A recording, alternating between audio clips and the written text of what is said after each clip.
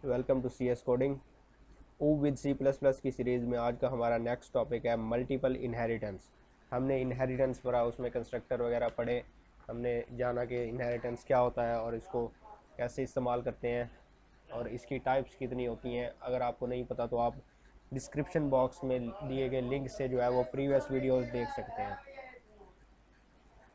आज हम पढ़ेंगे कैटेगरीज ऑफ इनहेरिटेंस। हमने पढ़ा था जब हम इनहेरिटेंस पढ़ रहे थे कि दो कैटेगरीज होती हैं इनहेरिटेंस की, एक होती है मल्टी लेवल और दूसरा होता है मल्टीपल। आज हम पढ़ेंगे कि मल्टी लेवल इनहेरिटेंस क्या होता है।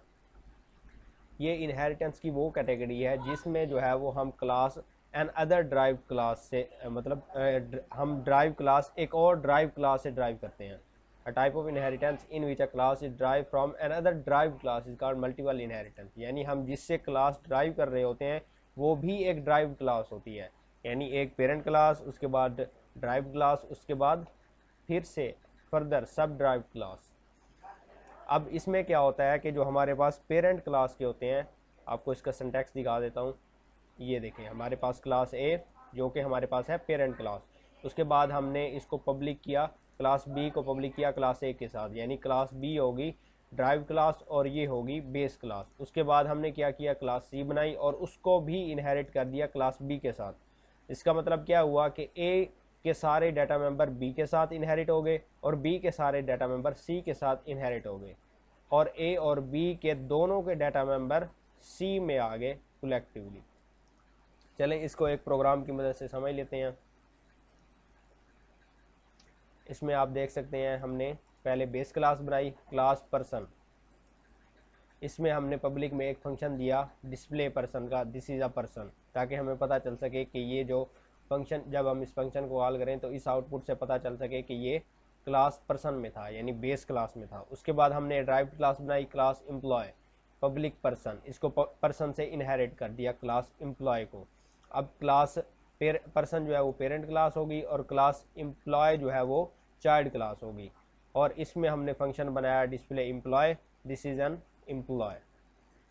उसके बाद हमने एक तीसरी क्लास बनाई further derived class, class manager, और इसको इनहेरिट कर दिया क्लास एम्प्लॉय से, जो कि पहले से ही हमारे पास ड्राइव्ड क्लास थी।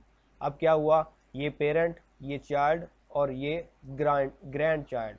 ग्रैंड चाइल्ड में क्या होगा कि पेरेंट और चाइल्ड की दोनों के फंक्शन जो है वो इसमें डाटा मेंबर और फंक्शन जो है वो इसके साथ इनहेरिट हो जाएंगे।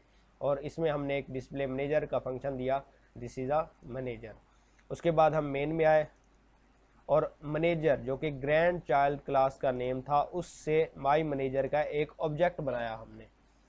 मैंने आपको पहले बताया था कि जब हम ग्रैंड चाइल्ड क्लास बना रहे हैं तो इसका मतलब है कि पेरेंट और चाइल्ड क्लास के फंक्शंस या फिर डाटा मेंबर्स दोनों जो हैं वो इसके साथ इनहेरिट हो गए हैं।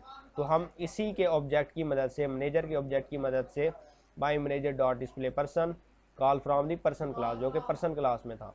उसके बाद my manager dot display employee जो कि हमारे पास क्या था, एम्प्लॉय क्लास में था, जो कि चाइल्ड क्लास थी हमारे पास।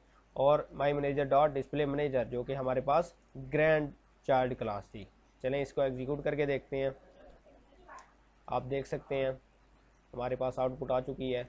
हमने ग्रैंड चाइल्ड के ऑब्जेक्ट की मदद से या वो तीनों क्लासेस को कॉल कर लिया। दिस इज़ अ पर्सन, जो पर्सन क्लास में था उस फंक्शन को भी हमने कॉल कर लिया। This is an employee, employee के फंक्शन को भी हमने कॉल कर लिया। This is a manager, manager के फंक्शन को भी कॉल कर लिया। और किसकी मदद से किया हमने, ग्रैंड चाइल्ड क्लास के ऑब्जेक्ट की मदद से। इसका मतलब क्या हुआ कि ग्रैंड चाइल्ड क्लास के साथ जो है वो ऊपर वाली दोनों क्लासेस, पेरेंट क्लास और चाइल्ड क्लास दोनों जो है वो इनहेरिट हो चुकी हैं। उम्मीद है आपको आज का लेक्चर पसंद आया होगा। अल्लाह हाफिज़।